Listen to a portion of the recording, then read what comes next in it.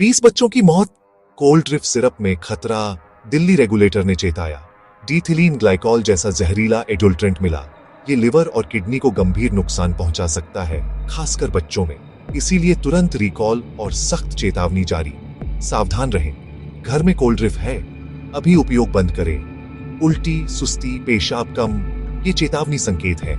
ऐसे लक्षण दिखें तो तुरंत डॉक्टर से मिलें। देरी मत करें। वीडियो शेयर करें। बच्चों को सुरक्षित रखें। Follow myth versus medicine.